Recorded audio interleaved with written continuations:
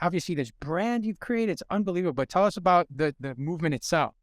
Cool. Well, the idea started, so I was the marketing director at the Kind. So all the years I've been working for the brand, the idea was to really captivate the younger audience and that kind of like 15 to 30-year-old, right? Like if you win that demographic by the halo effect, you kind of win the olders and the youngers. They're influenced by that focused demographic. And that was just the way we were programmed to market, which absolutely makes sense.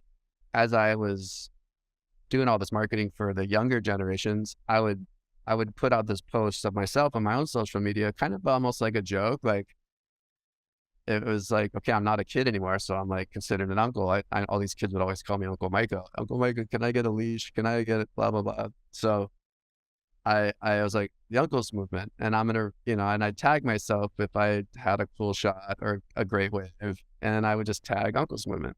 And the the idea behind it at the time was more just like it was just kind of funny in a sense, ironic, I guess, because we're in our older age, but we're still trying to go out there and rip and feel good about ourselves and give it our all.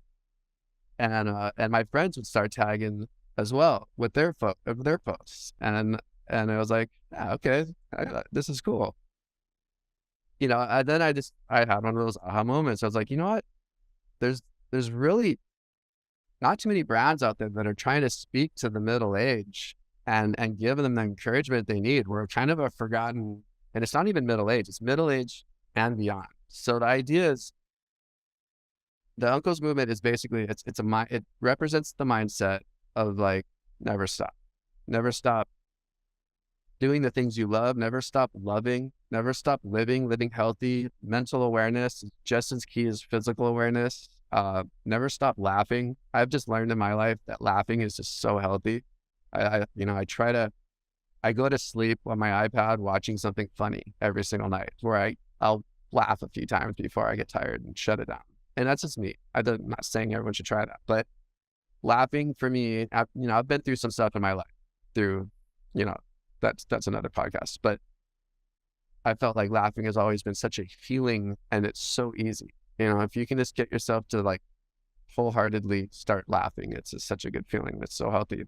So I was like, I wanted to really bring that into the mindset where I want to build this brand where it encourages middle-aged men and beyond to never throw in the towel. It's just, we've got all our own particular issues, whether there's bodily, where your knees, your elbows, joints, your heart, we've all got issues. I mean, undeniably. As you get older, they start to creep on more and more. However, it's not the end of the world. You can correct them, you can identify them, and you can work at trying to better them so that you can continue to live the life you'd like to live. That doesn't necessarily come without trying. You have to give it the proper attention it deserves in order to do that. So it's really, it stands for a form of encouragement and an excitement to drive people to just be a better person, just to, every day, whether it's just 1% or even less, but you wake up and you're like, I'm going to be better than I was yesterday.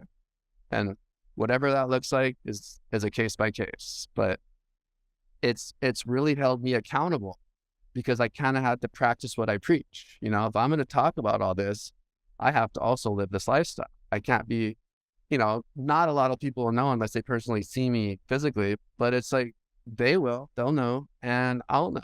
And hypocrisy is just a nasty thing, and I don't want to have anything to do with it. So I was like, okay, well, I'm going to preach this. Right. You gotta walk the walk, right? Yeah. I'm going to walk the walk. So You're walking out on the plank. There's no way back, right? Totally.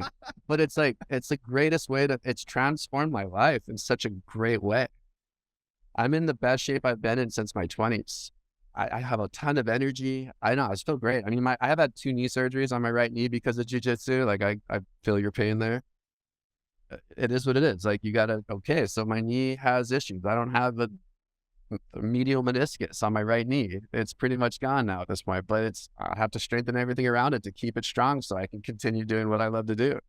Yeah, I guess I use that as a template as far as ethos of the brand, and really just firing people up to just, look at themselves in the mirror and be like, let's do this.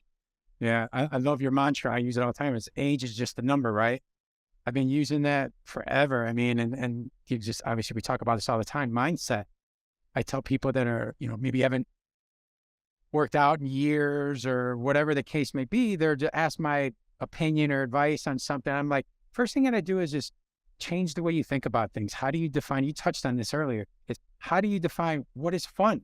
What used to be fun for you in your 20s and 30s, probably, or it shouldn't at least be the same kind of enjoyment you're getting in your 40s and 50s. So once you address what you think is fun and what your body should look, feel like, and how you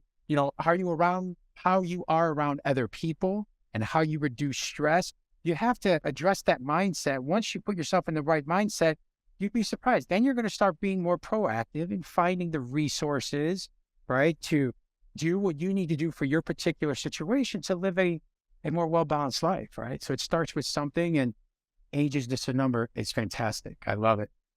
I think that applies more to the older guys, as far as like really embracing it. The reality is it doesn't matter what age you are. Like if you look at it like, okay, I'm this many years old, so what? Game on, let's do this. I'm going to do that till the day I die, because I want to play and love and live as well as I can till the day I leave this planet. So, and that comes with responsibility. You can't just do it carelessly. So it's a structural breakdown of just trying to be a better you.